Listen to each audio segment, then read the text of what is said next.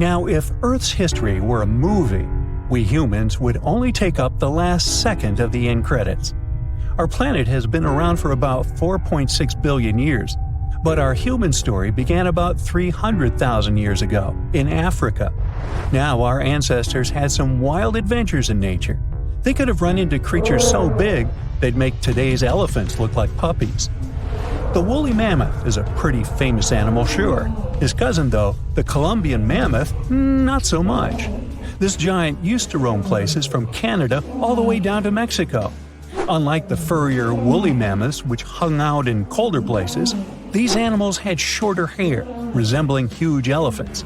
They also had incredibly large tusks, like 12 feet worth of spiraling sturdy tusks. And they weren't just for show, they came in handy when facing predators. That includes our ancestors. If you think about sloths these days, you're picturing these adorably slow creatures. They couldn't possibly be in your list of most dangerous animals. Well, their grandparents might have. For starters, we call them ground sloths, and they vary a lot in size. Some were as big as rhinos, and others, like the Megatherium, were as colossal as elephants. Imagine seeing a 20-foot-long sloth which doesn't mind chewing on some meat every now and then, at least in theory. Ever heard of Bigfoot? Well, our next animal kind of looks like him, but is a distant cousin to orangutans. Meet Gigantopithecus, the largest primate to ever call our planet its home. Standing tall at 10 feet and weighing more than 600 pounds, these animals were amazing to look at in real life. Unlike Bigfoot, they weren't constantly hiding. In fact, it's believed they were peaceful and gentle creatures. Sadly, they faded away about 100,000 years ago, mainly because their food sources slowly became unavailable. Those lush, fruity forests they called home eventually turned into dry grasslands. Next on our list is the cave hyena. Weighing a chunky 250 pounds and standing 3 feet tall, these beasts were as long as a grown-up lying down. What's even more interesting about these creatures is that they loved hanging out in groups.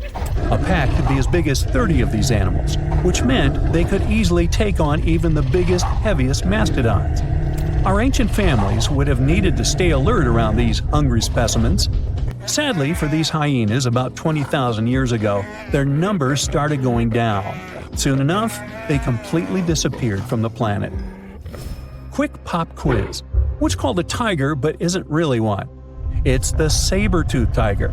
I mean, sure, they belong to the feline family, but they aren't technically tigers.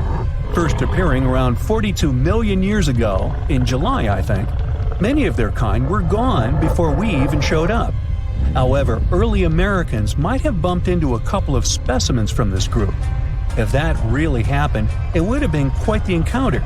Think of the biggest wild lion today or the hefty Siberian tiger. These big cats also had some incredible features hidden in their fur.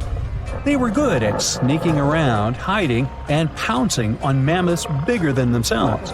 Their bite wasn't that strong, but they could open their jaws wide, like twice as much as a lion. And although their teeth were a bit on the weak side, they had buff forearms to pin down their dinner, giving those big fangs a purpose. Not the kind of kitty you'd want to play with. Dire wolves made their debut about 250,000 years ago. They were like the gray wolves we know today, but a lot stronger. While wolves these days stretch out to about 6 feet and tip the scales at 170 pounds max, dire wolves were about 5 feet and about 150 pounds. Found all over North and South America, they had admirable jaws, biting nearly a third harder than their modern counterparts. Also, their favorite snack was horses. But just like many other majestic beasts of the past, they faded away around 10,000 years ago. Now, names can be deceiving. Take the American lion, for example. It's not really a lion, it's more of a panther's big cousin. The other part of the name is correct, though. They did live in America about 330,000 years ago. This feline was no lap cat either. They were at the top of the wildcat pyramid, weighing a colossal 772 pounds. That's like stacking 4 grown men on a scale. Even the mighty African lion would look a tad bit shy beside these beasts. With the muscle to take down a bison, you wouldn't want to accidentally interrupt their dinner.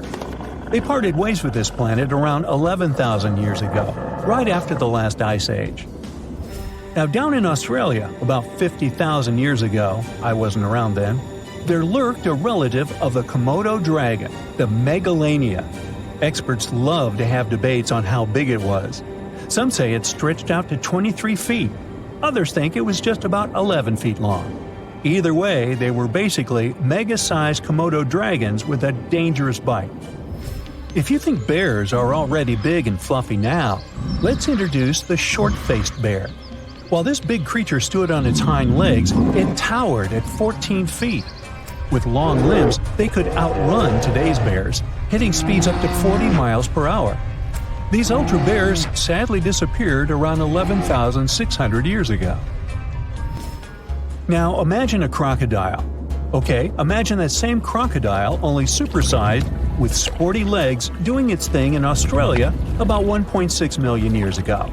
Well, say hello to the quincana. These crocs were extremely large, reaching 23 feet. And no, they weren't lazy river loungers. These creatures really love spending time on land. They evolved to have strong legs for their chases and razor-sharp teeth designed for slicing, not gripping. When did we stop sharing beaches with them? About 40,000 years ago. The name elephant bird might not sound familiar, but try to picture a bird that stood tall, as high as a basketball hoop at 10 feet, and weighed as much as a small car, 1,500 pounds. Their eggs were equally huge, like 150 chicken eggs bundled up into one. Now, as amazing as these birds sound, there's a lot we still don't know about them. They're hard to study, as most extinct animals are. Still, some recent studies have given us some clues. Scientists have been examining ancient molecules from their fossilized eggshells. It's an awesome piece of evidence, since these birdie shells were thick, preserving precious DNA inside. Plus, there are tons of these eggshell fragments sprinkled all over Madagascar's beaches. Because of these findings, we now know these birds were herbivores and loved eating leaves and seeds. We also know the tiny kiwi bird is its closest living relative. Now, dodos were these amazing birds we also used to share the planet with. They're like distant cousins to Asian pigeons. To give you some perspective, imagine a chunky bird weighing about 50 pounds. Similar to chickens, turkeys, and ostriches, dodos were also the types of birds that couldn't fly. Their wings were small, and they had the muscle strength of, well, a wet noodle. Now, you might have heard the word dodo used as a name for creatures that aren't that bright. Don't get confused, though, by this name. These birds were in fact intelligent. Scientists were able to figure that out by studying their fossils. It turns out that they were good at smelling stuff, unlike most birds that are all about the visuals. These creatures aren't around for us to study anymore, but that might change. One evolutionary biologist is on a mission to fully understand these amazing ancient birds. On that note, she revealed that the dodo's DNA has been completely sequenced. There are even talks about potentially bringing dodos back to life.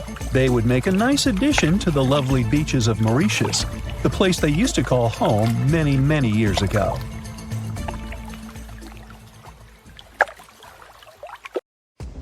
There's a monster hiding in the remote forests, swamps, and rivers of the Congo Basin in Central Africa. It has a long neck, looks like a dinosaur, and is the size of an elephant, or maybe a hippo at least. That's what people who claim to have seen it say. It should have gone extinct millions of years ago, but this Congo's version of the Loch Ness Monster somehow survived. This creature is the Mokele Mbembe, which means one who stops the flow of rivers, and more folks are saying they've seen it lately. European explorers first heard the stories of this creature from the people living near the Congo River in the early 1900s. A German captain even included a description of the monster in his official report from his expedition. The locals told him the animal was of a brownish-gray color with smooth skin, a very flexible neck, and only one long tooth that could be a horn. Some of them mentioned a long, muscular tail like that of an alligator. They also said that the creature lived in the caves, but climbed the shores even in the daytime to find some plants to eat. Locals also believed its favorite snack was a kind of liana with large white blossoms. Some of them even showed the German captain some fresh path the monster left leading next to those plants. And they warned him that Mokele Mbembe definitely didn't like humans and took down any canoe that would sail nearby.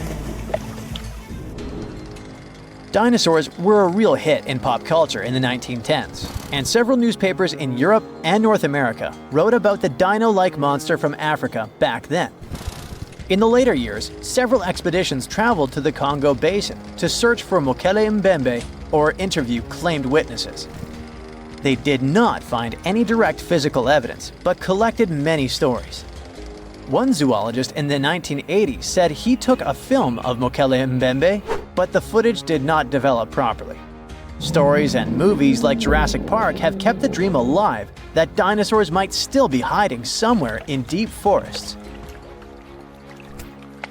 At some point, people stopped reporting sightings of the creature as often, so it almost became a forgotten legend.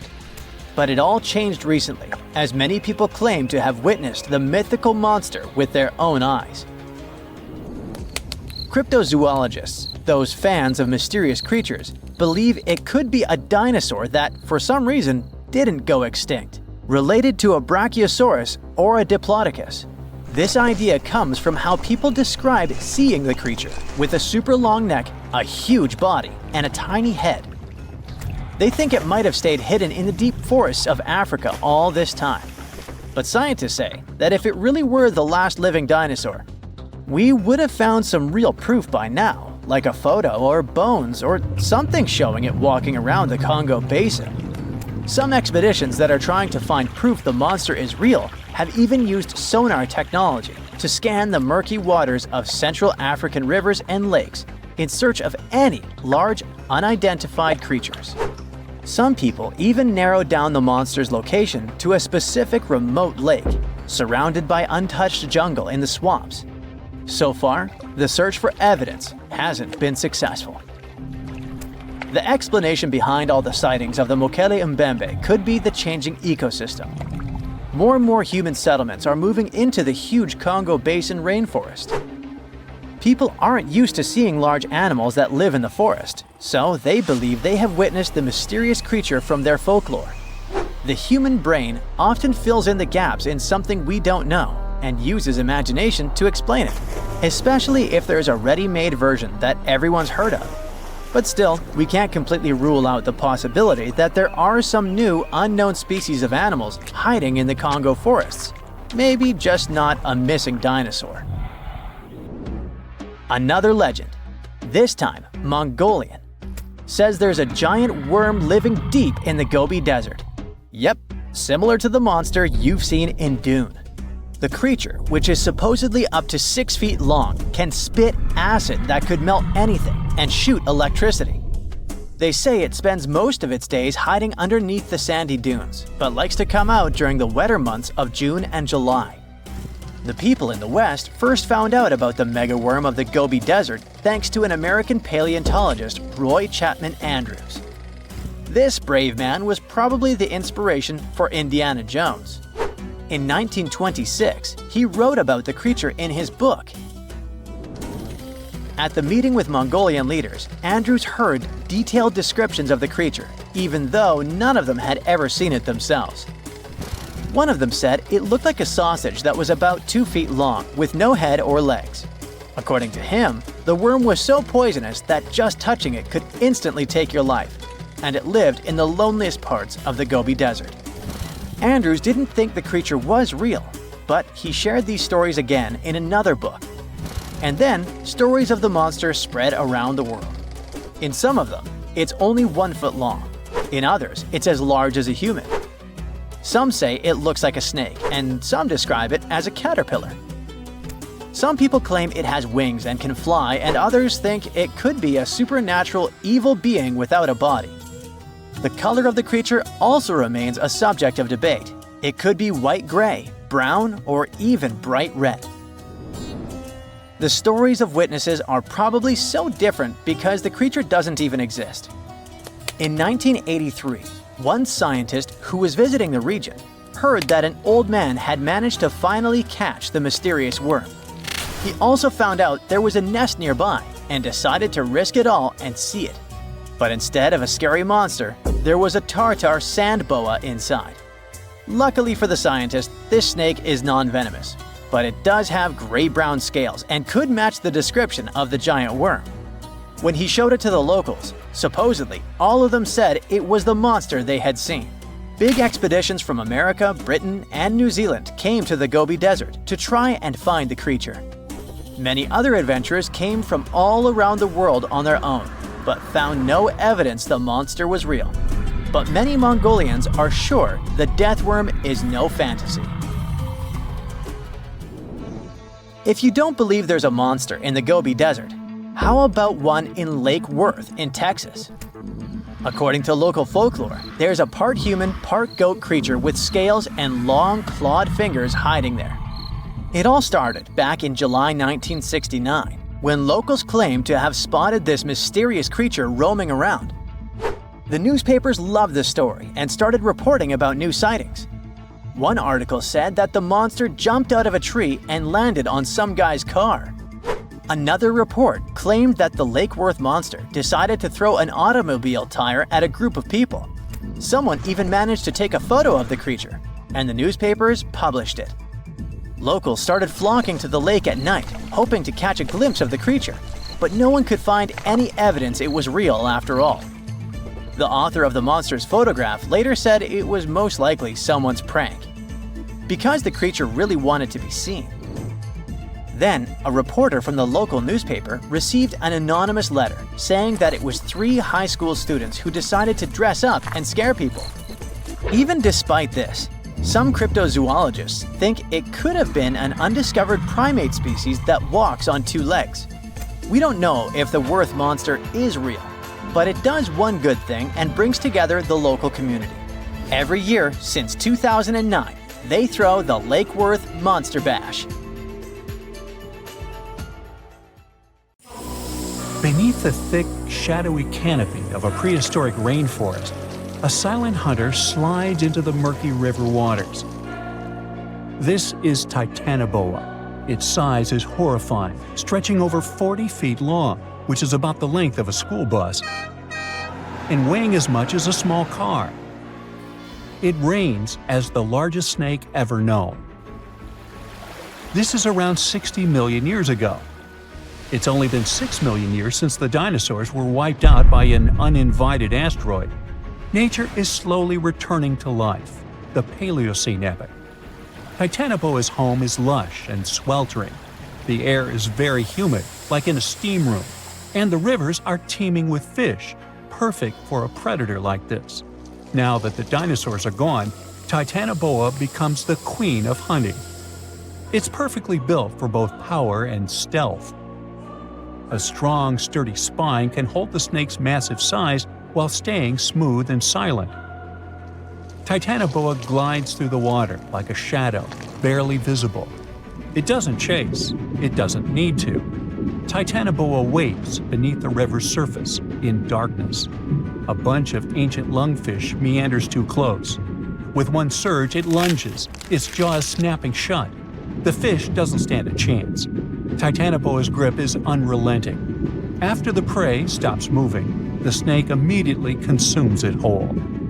For millions of years, this snake ruled the rainforests. Nothing could challenge it, not the prehistoric crocodiles, not the small mammals, not even the birds. But, as it turns out, it wasn't the only apex predator. Alongside Titanoboa, there was this entire family of snakes, a huge biological tree full of snake genomes and species. Their history spans around 100 million years, all the way to the Cretaceous period. We find their fossils all over South America, Africa, India, and Australia. That's because they evolved in the Gondwanan continents. Back then, all of this was one huge landmass, and they lived right in the heart of it. Now, this family coexisted with all the dinosaurs. The dinosaurs ruled the world back then, and the snakes couldn't be all that dangerous. They lived in the dinosaur's shadow, adapting to survive. Some of them fed on small mammals, others waited for the dinosaur eggs to hatch. Some were super bold and went straight for baby dinosaurs. Fossils of one species showed the remains of a little titanosaur, that giant long-necked dinosaur, inside its stomach. And when the age of dinosaurs finally ended in a fiery cataclysm, it was time for these snakes to celebrate. After the asteroid disaster, the world entered a new era of heat and humidity. The warmer the climate, the easier it is for cold reptiles to thrive. Snakes, including Titanoboa, grew larger than ever, but so did the members of this family. All the snakes spread across continents, growing larger and scarier by the century. And eventually, Titanoboa stopped being the only ruler of jungles. Fast forward to about 47 million years ago. Now it's the Middle Eocene epoch, the tropical lowlands of what today is Western India. A lush, swampy place, full of rivers and pools. The earth was warmer, with turtles and crocodile-like creatures basking in the sun. And there evolved the largest and most fearsome predator of them all, Vasuki indicus. Even the name feels important. Vasuki, the serpent king of Hindu mythology, a colossal snake that's coiled around the neck of Lord Shiva, strong and loyal. And the indicus part is because the snake's fossils were discovered in India. Vasuki surpassed Titanoboa and grew to a jaw-dropping length of 50 feet, like a 4-story building. It also weighed as much as a small elephant. Unlike Titanoboa, who preferred to hunt in the rivers, Vasuki mostly hunted on land, though it still could venture into the water when needed. It prowled the marshy ground with quiet, calculated movements, blending with the dense undergrowth.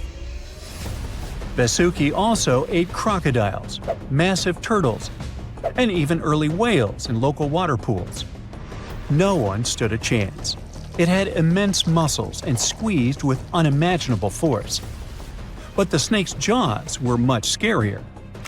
Unlike Titanoboa and today's pythons, Vasuki couldn't swallow massive prey whole. Instead, it ate them alive with its teeth, just like this. Fast and absolutely brutal, it was an apex predator of its time. And don't forget that we're not talking about one Titanoboa or one Vasuki. These snakes were part of entire populations. In the Paleocene, rivers were full of various Titanoboas. Some were younger, smaller ones, fighting for survival, while the oldest and largest ones dominated the waterways, in the same way as generations of Vasuki indicus competed with each other for thousands of years. Through the years, many siblings of this family got themselves a region to rule over. For example, alongside Vasuki, this big guy was thriving in northern Africa, in what is today's Egypt. Back then, this land was full of water and swamps. Before we learn more about other snakes, this one was considered the largest, about 36 feet long. That's still bigger than today's most powerful snakes, like the green anaconda. But then, we reached the Pleistocene epoch, from about 2.5 million years ago to only 11,000 years ago. Modern humans were evolving all over the world, and now the snakes had a new problem, an even worse one than dinosaurs. While we were developing brains, in Australia, there ruled the local king of snakes. Their names also come from legends. That's how indigenous Australians called their mythological rainbow serpent the creator of the world. It's like a problem of a chicken and an egg. Was the snake named after a deity, or did the Aboriginal people create their deity after a snake? Ancient Australians coexisted with those predators for thousands of years. They warned their children how to avoid dangerous spots, passing down stories of the terrifying serpents. In their legends, the great rainbow serpent was shaping the land, rivers, and features of the world. These legends were most likely inspired by the powerful nature of those snakes. If only they knew that these animals weren't even as huge as Vasuki or Titanoboa. Though they were still dangerous, Urlungor was up to 26 feet in length. They preferred the more green and humid parts of Miocene Australia, like waterways with lush plants around the riverbanks. and there was much more potential prey. Urlungor had a thick body as wide as a human thigh. It loved to hunt in what is today the northwest Queensland. Its fossils were found in the limestone of Riverslade. It was a fascinating find. The skull was almost intact, with teeth and everything, which is crazy considering that snake skulls are very fragile and usually don't survive fossilization. Just like snakes before it, Urlungor didn't rely on venom. It was a constrictor, quick and powerful. But at least now these reptiles weren't as brutal. Their hugs quickly caused cardiac arrest in their prey.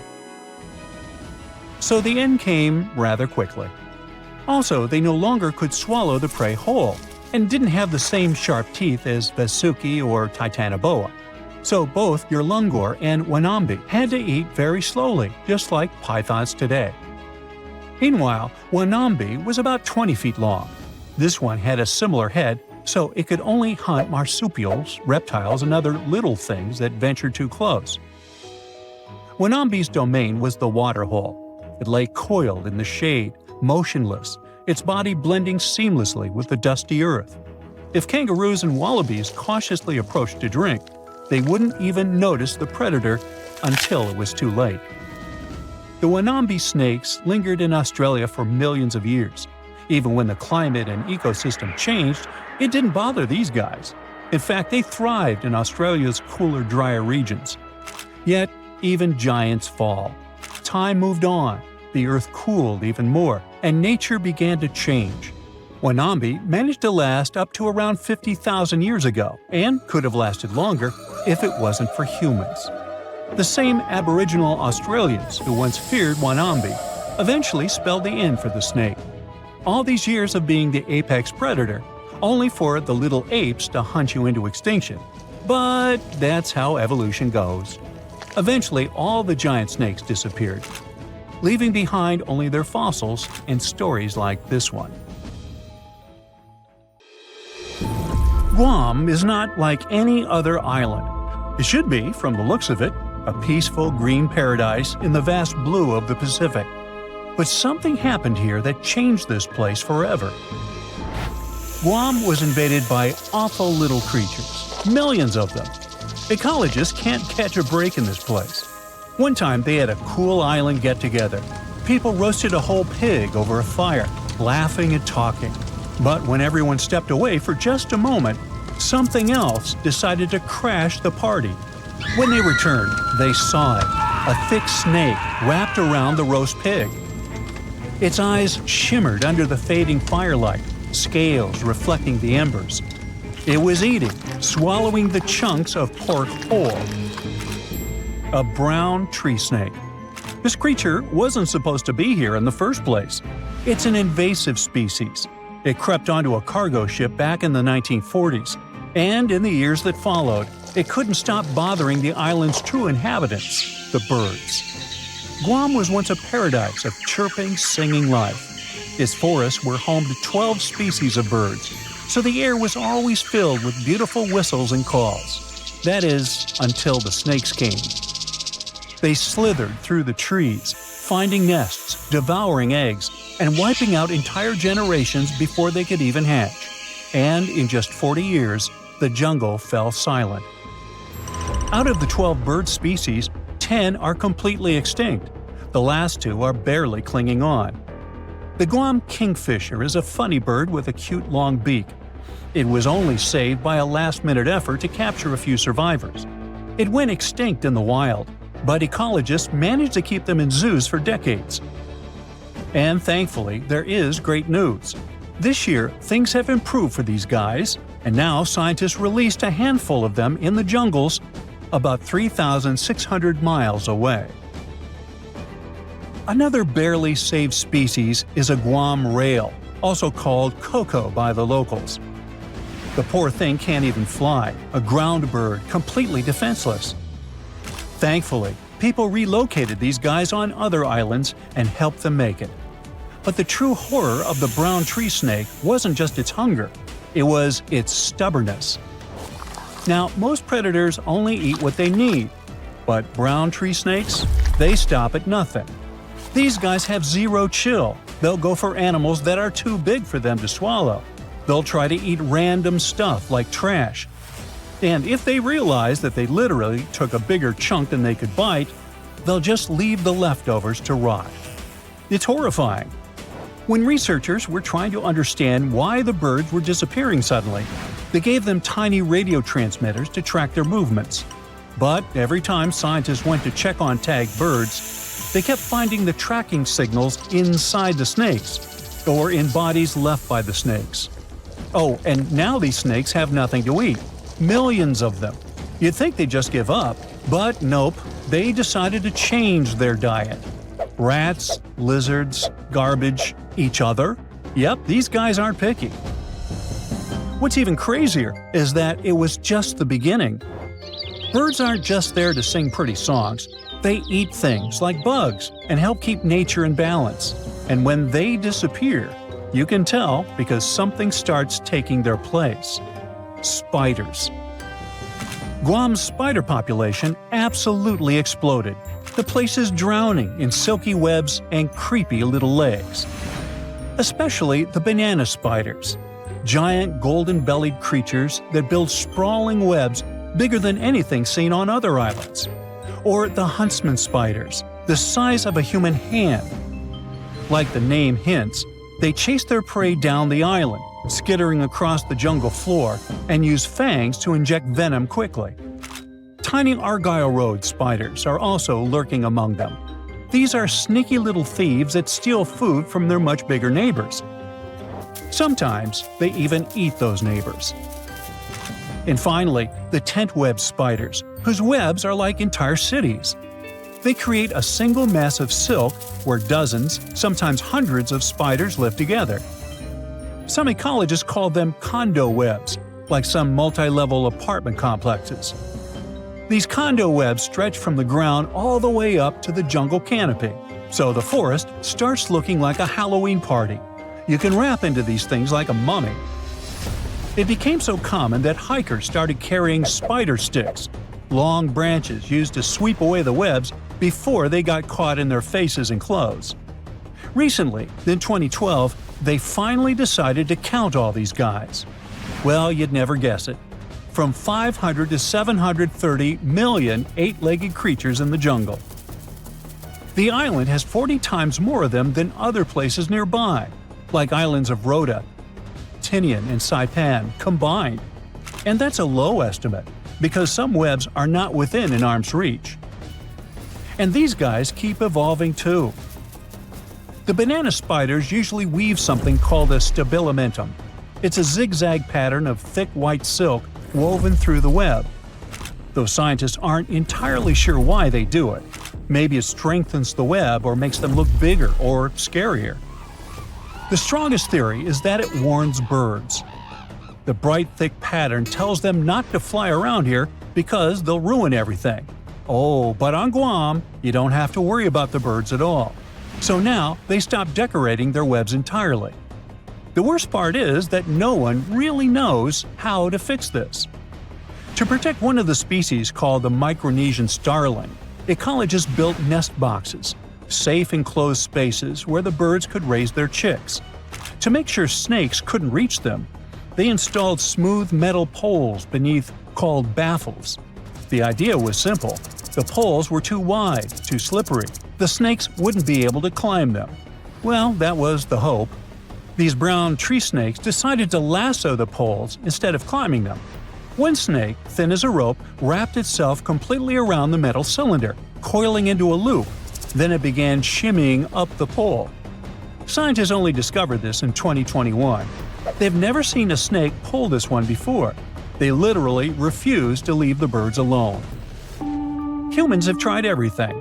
Trapping them, building barriers, scouring the forest with flashlights at night, setting up fences. But nothing has worked, so far. There are just way too many of those guys, and they're all too smart. Now, just so you know, the U.S. spends nearly $4 million every year trying to control this disaster. But the only real success is a single tiny patch of land at Andersen Air Force Base. Scientists managed to drive down the snake population there using bait. But the truth is slowly sinking in. The snakes aren't leaving. Humans can send rockets to space, but this is too much. That also means that Guam Island will start looking entirely different soon. Guam's forests always felt mysterious and kinda creepy, even without the invaders. There's no soil, no soft place to step. Instead, it's all jagged, broken limestone. Everything is full of razor-sharp rock left behind by an ancient coral reef. It was being pushed up over millions of years. Trees force their roots into the cracks. Everything is packed with twisting and curling plants. Breadfruit trees, prehistoric-looking cycads, spiky pandanus trees. And just as a cherry on top, a typhoon comes ripping through every few years, tearing it all apart. Luckily, plants usually grow back fiercely. Now, walking there is insane. It feels like walking in the sea, though instead of balancing on waves, you're trying not to trip and gash your shins open on the sharp rocks beneath you. You have to think through every step. But now, things are going to get so much worse. 70% of Guam's trees relied on birds to carry their seeds, spreading them far and wide. So, without the help of birds, the trees drop their fruit directly to the ground, where it sits and rots, so nothing grows. Well, perhaps the invaders' rule over Guam may last forever, and soon this place won't be friendly to tourists at all. It may become one of the worst places on Earth, if it isn't already.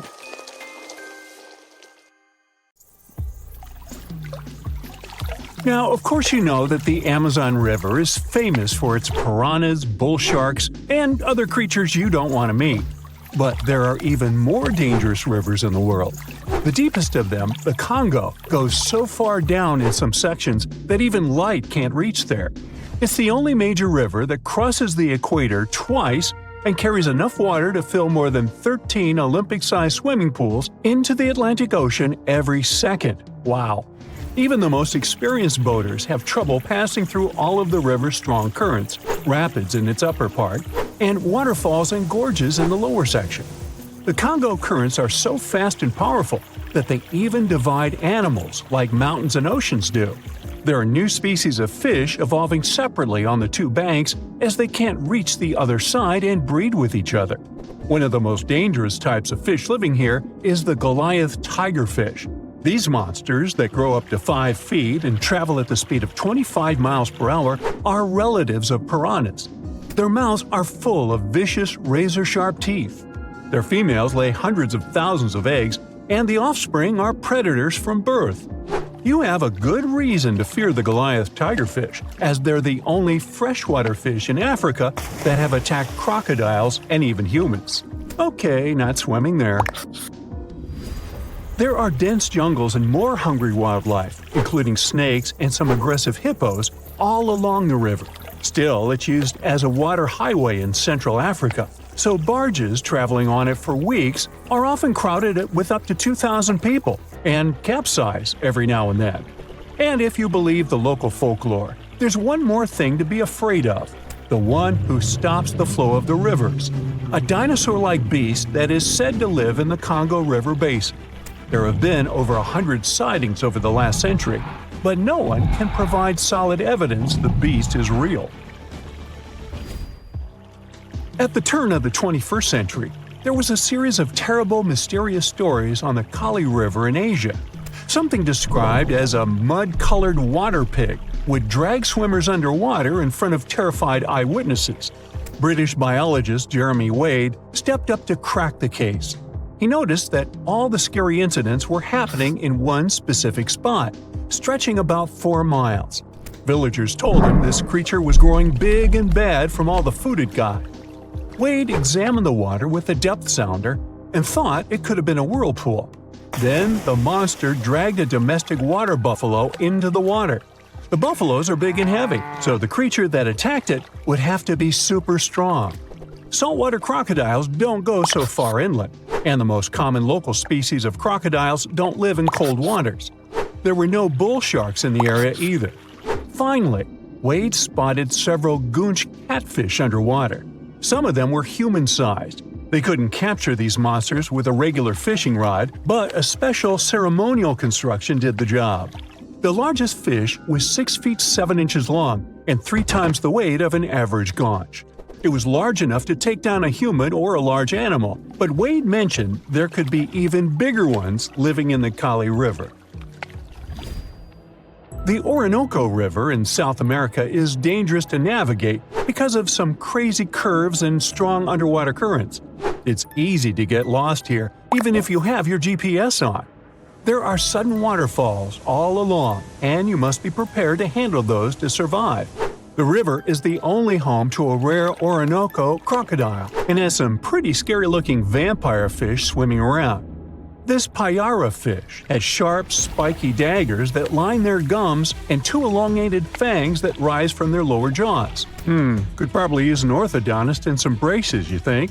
It's a ferocious hunter constantly looking for the next victim, which is going to be a medium or large-sized fish. If a human catches a payara, it will defend itself, leaving cuts, nips, and bites, but there are no known cases of this cutie taking a human life. Well, that's good. The Yellow River in China received its name after its color, but it wasn't always this yellow. It was first formed at least 30 million years ago and shifted its course over 30 times over the centuries. Yellow sediments moving downstream from a plateau in the distance transformed it from clear to muddy. This fine-grained substance piled up at the bottom of the river and formed natural dams. The huge amounts of water that the river carries need to find their way to the sea, and that's when major floods happened, taking several million lives in various epochs. The locals tried to solve the problem by building higher and higher levees, but it only made things worse. Water coming out of the river would now have nowhere to back up, as the riverbed was higher than the surrounding land. This even shifted the river's mouth. Now there are massive dams and dikes all along the river to try to contain it.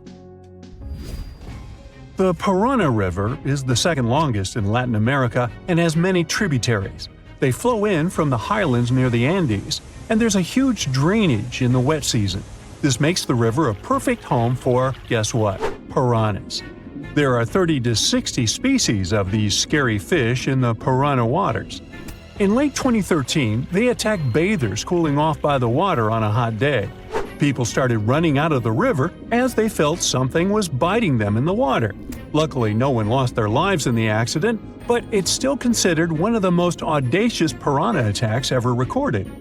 Biologists later determined that the type of piranhas, called palomates, was to blame for this, and humans had probably disturbed their breeding grounds. Well, the piranha also has a strong current that is tricky for boats and swimmers to overcome.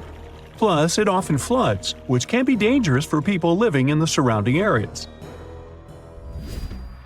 The longest river in the world, the Nile, flows through 11 countries all the way into the Mediterranean Sea.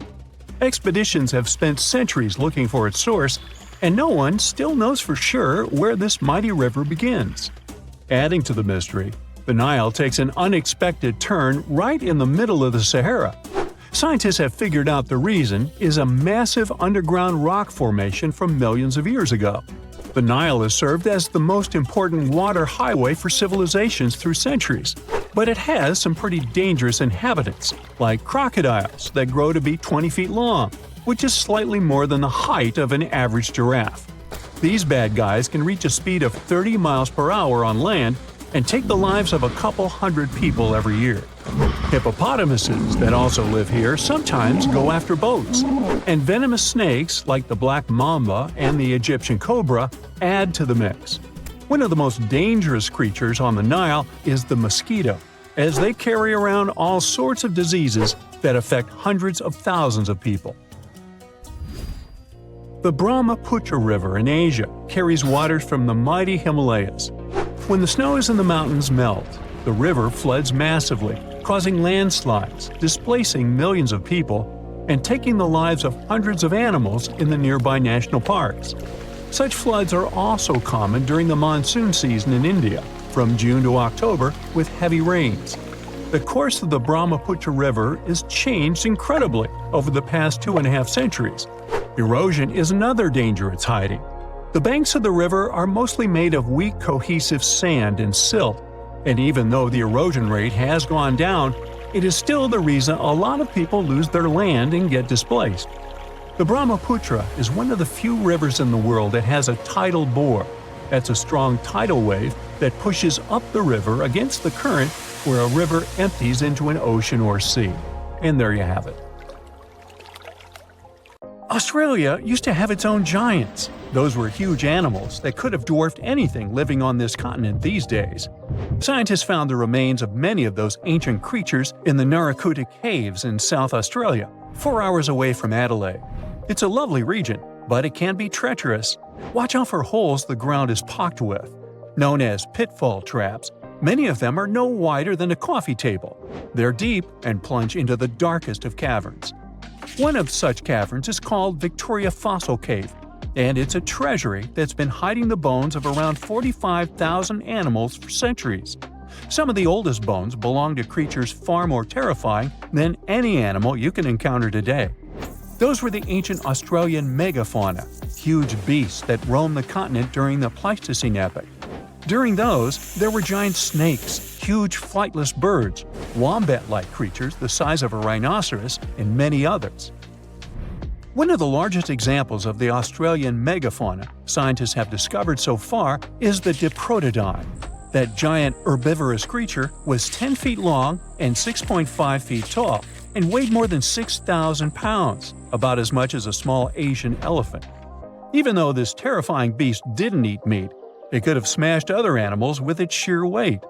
Scientists have found the remains of hundreds of such creatures all over Australia, so it's safe to say that no other animal from that time or in that location was larger than this giant. Despite its creepy appearance, the Diprotodon was a relative to the modern-day wombat, and those are known to sometimes pounce humans. The Diprotodon had toes that pointed inward and were well suited for digging burrows. On the other hand, Diprotodon was a giant, and it was unlikely that it used to do so. It was likely a trait it had inherited from its smaller burrowing ancestors, or it could have used its claws to search for roots. This theory is supported by the fact that the animal's pouch was facing backward. It prevented any dirt from collecting inside while the creature was digging. Since this animal was so big, it didn't have to worry much about predators. Up until 60,000 years ago, when the first humans appeared on the continent, full-grown Diprotodons only had to look out for creatures like the quincana. Measuring in at a whopping 20 feet long, the quincana was a land crocodile.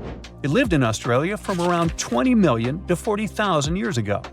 It disappeared along with most other mega creatures of the last ice age. It's thought to be the result of the first humans coming to the continent. Even though the quincana was extremely fast and dangerous, it was possible that this creature got out-competed by human hunters who took all available prey. Unlike modern crocodiles that are mainly aquatic, that mighty beast was a land dweller. Scientists figured it out by studying the quincana's legs. They were able to support and carry the body clear off the ground. It means there was no escape for ancient people once the quincana spotted them. Modern crocodiles can only push themselves along on their bellies. Such an adaptation allowed the quincana to chase its prey for long periods of time, exhausting it in the process. Another creepy feature of this ancient monster was its teeth. Aquatic crocs have conical teeth. Those are great for gripping and holding on to prey underwater. But quincana had knife-like teeth, ideal for slicing soft-bodied animals like, mammals. Another Australian monster, Thylacoleo, wasn't all that large, but it didn't make it any less terrifying. It was still among the top predators and the biggest carnivorous animals in Australia. This creature was a true oddity of nature, even by prehistoric standards. First, its teeth resembled not those of a regular predator, but those of a rodent. Its front incisors were enlarged, taking the place of canines. Premolars were also shaped like blades. They were used for cutting flesh and bone. At first, scientists thought that Thylacoleo used those teeth to eat nuts and fruits. But later, a study showed that the use of such teeth was better suited on necks and spines. The jaws of this ancient creature were immensely powerful. A 220-pound Thylacoleo had a bite force similar to that of a present-day 550-pound lion. It means that the animal could easily bring down prey much larger than itself. Then there was Thylacolio's tail. It had strong muscles which provided the animal with the ability to use the tail as support when tackling large prey. The Thylacolio had retractable claws, and this feature is very uncommon among marsupials. It allowed the animal to keep its razor-sharp hooks from getting blunt and could help it get a better grip on its prey. Scientists are quite sure that, like today's leopards, the Thylacolio could climb trees and jump on other animals from above. It was done so fast and stealthily, they never knew what hit them. The creature's rear feet support this theory. The first toe there was reduced, but the foot had a rough pad like what modern-day possums have. It allowed them to have a better grip while climbing. Right after scientists found the first skull of the Meliolania, this animal was classified as a lizard. That's why its name translates to small groomer. But after they discovered more complete fossils, it turned out that the Meliolania was a giant turtle. But that's not all. It was one of the largest land turtles to ever have existed. The main reason researchers initially believed the creature to be a lizard was the fact that its skull was adorned with a series of spikes. It's something the modern-day horned lizard can boast. But even after discovering the true nature of the Meliolania, scientists still don't know how to properly catalog it. It might have been a creature that folded its neck under its spine, or it could have folded it to the side. Beside those defensive mechanisms on its head, the Meliolania was also equipped with a spiked tail, which was probably used to prevent predators from attacking the animal from behind. Most species of the Meliolania disappeared around 2,000 to 3,000 years ago because of humans who hunted them to extinction in both Australia and on the surrounding islands. It took around 2 centuries for these turtles to go extinct in that region of the globe. The Megalania was a giant Australian lizard that existed at the end of the Pleistocene epoch. It looked like a Komodo dragon and the Australian monitor lizard, which are both believed to be Megalania's closest living relatives. Fossils tell us that the ancient animal was anywhere from 15 to 26 feet in length. Ow! The youngest fossil remains of this ancient Australian monitor lizard date back to about 50,000 years ago. The first indigenous settlers must have encountered Megalania, which led to the lizard's extinction. Originally, scientists thought that the Megalania was the only member of the genus Megalania, but these days it belongs to the genus Varanus, which means that the prehistoric creature is closely related to other Australian monitor lizards. Our next giant creature on our list was once dubbed an ostrich on steroids. I mean, look at it. It was the last of the thunderbirds to go extinct in Australia. The Dinosaurs lived on the continent at the same time as early humans. They might have coexisted for 15,000 years or so before the huge bird eventually disappeared. This theory has some proof. The bird's fossils found along with human artifacts. Some cave paintings also depict flightless birds similar to the Dinosaurs in size and shape. Although it wasn't the largest bird in Australia, the goose-like creature was still as tall as a grown-up man and weighed around 550 pounds. Even a modern-day ostrich can be dangerous if it feels threatened. Imagine meeting its giant prehistoric relative. Scientists are still arguing about its diet. Many believe the creature was an herbivore, but there's still a chance that the Dinosaurs was a partial scavenger. Its small, stubby wings and powerful hoof-like legs hint that the bird could have been a plant eater. But its huge beak and exceptionally deep lower jaw evoke suspicion. Such features are highly unusual in birds. No one expected such a strong storm. It's too dangerous to sail back to the land because of high waves and winds. But suddenly, you notice a small green island nearby. You and your friend are about 25 miles off the coast of Brazil.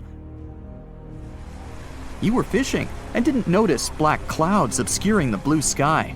You're approaching the unknown island and see a Coast Guard boat behind you. People from there are screaming something to you, but you can't make out the words because of the thunder. They tell us we should stay away from that island, your friend says. Despite the warning, you still sail since there's no other way out. Around the island, you notice sharp rocks sticking out of the water like knives in the dark. Now you realize what the Coast Guard warned about, but it's too late. Your boat hits a rock. The bottom is pierced. You start to sink. The rain and wind are getting stronger. Both of you fall overboard. Then darkness comes. You wake up in the morning because of the scorching sun and a dry mouth. Your friend and the wrecked boat are lying nearby. Apparently, you'll have to wait for rescuers to get out here. Now, in the light of day, you can see how dangerous the island's coast is. It's surrounded by rocks, and you're lucky you've survived. Getting out of here will be difficult. Together with your companion, you decide to look for coconuts and bananas. Your friend goes to the wreckage and pulls out a bag of medicine. Then, both of you leave the sandy beach and enter the dense jungle. A couple of steps later, you hear a strange hiss. You see your friend. His eyes are filled with horror. Goosebumps run down your back. You feel something alive crawling under your feet, and there's a lot of it. You look down and notice slithering snakes. There are dozens of them. They wrap around your legs, get into trees. They're everywhere. Don't move, your friend says. I think I know where we are. You want to ask him a question, but fear takes away your voice. He reads your face and answers the question. We're in one of the most dangerous places on Earth, the Brazilian Snake Island. These are not just some ordinary snakes. This is the golden lancehead, one of the most venomous reptiles in the world. You can find them nowhere else on the planet except for this land. They evolved here naturally, without other snake species intervention. That made their venom 5 times stronger than the venom of ordinary vipers. They're practically the only owners of this island. Nowhere else in the world will you find such a concentration of creeping reptiles on such a small piece of land. And now, they're glad that 2 big lunch meals have arrived. There's little chance of survival, but you're gonna try. The first thing you need to do is get out of your stupor and find a thick stick. This is your best tool right now. If you encounter a venomous snake, the best you can do is retreat slowly. But this time, there are too many of them. They're aggressive and hungry. Together with your friend, you fight off the snakes with a stick. But there's more and more of them coming. One of them falls on your shoulder from a tree and bites your neck. The poison instantly enters your bloodstream and affects your muscles. It feels like your body is melting. It becomes difficult to move, and your neck swells. Your friend grabs you and carries you deep into the jungle. Here, among the trees, you notice an old lighthouse. Yeah, this building really stands out here.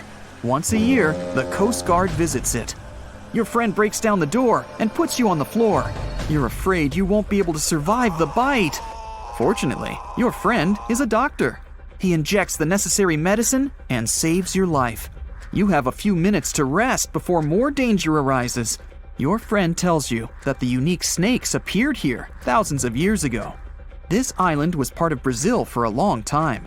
Then, massive floods separated it from the continent. This part of the land was cut off from the whole world, which helped the formation of a unique ecosystem inside. Vipers that lived here evolved into golden lanceheads. They quickly became the main masters of the island and destroyed all the other animals. But how did they manage to survive without food, cut off from the whole world? They did it thanks to nature and evolution. This island is a transit point for many birds. They stop here to rest during long flights. These birds become dinner for the snakes. Previously, a snake bite almost didn't harm the birds. They were frightened and flew away, leaving the snake without food. But over years of evolution, the island's owners have developed such a potent poison that one bite was enough for a bird to never take off again. There's also a legend that a pirate hid treasures here a long time ago. And, so that no one would ever find it, he brought snakes to guard his gold. Of course, there's no chest with coins here, but the island is attractive for modern pirates, even today. Golden lancehead snakes are an expensive commodity, so bad people often visit this place to hunt the reptiles. That's why the Coast Guard is always on duty around the island. People are forbidden to visit this place. And even if someone manages to get past the guards, they will have to face the rocks. Only biologists and scientists have permission to study the local fauna. A necessary condition for a visit is a doctor's presence in the team, so they can save people from the snake's poison. So we have pirates and hordes of poisonous snakes, but there's something else that makes the island even worse. At this moment, you hear rustling all over the building. Thousands of little paws are tapping on the walls and floor. You look around and see lots of giant cockroaches. Some of them are half the size of your palm. They crawl under your clothes. You and your friends scream in fear and run out of the lighthouse. Quickly, you reach the shore and fall into the water. It seems that not a single cockroach is left under your shirt. But that's not all. You hear a strange buzzing sound. You look around and see a dark cloud of flying beetles forming in the sky. It's locusts! Thousands of flying insects are heading in your direction. To avoid a collision, you dive under the water and wait for the cloud to pass by. You go up to the surface and move to the shore. Fortunately, there are almost no snakes here. You and your friend are afraid to approach the jungle and wait for several hours until rescuers arrive. You're nervously painting a pattern on the sand and make a promise that you'll never revisit this place. Finally, you see the lifeguard boat. You're trying to tell them you got here by accident. They believe you and evacuate you from the island. While you're sailing away, you think about what would happen if many poisonous snakes appeared in a village or a small town. It's difficult to imagine what kind of problems people would face. But in fact, there's no need to imagine anything. There is a place on the planet where locals live next to poisonous cobras, but it doesn't create any chaos. A human can live in peace and harmony with reptiles in that village. Welcome to Shetpal village in India.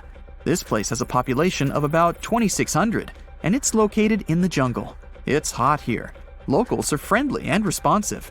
If you go into one of the houses, you'll see something that seems impossible. The king cobra, whose venom is one of the most dangerous in the world, calmly crawls around furniture and eats eggs and meat that people give. There's even a special corner for the reptile to relax from the scorching sun, drink water, and have a snack. People are happy about the cobra, as if it was a pet. In the village, cobras are everywhere. They come into houses and schools, crawl through the streets, and keep company during dinner. The locals consider them full-fledged residents. They adore them. The snakes are also used to people and don't see them as dangerous. The coolest thing is there has never been a tragic case in the village because of a poisonous bite.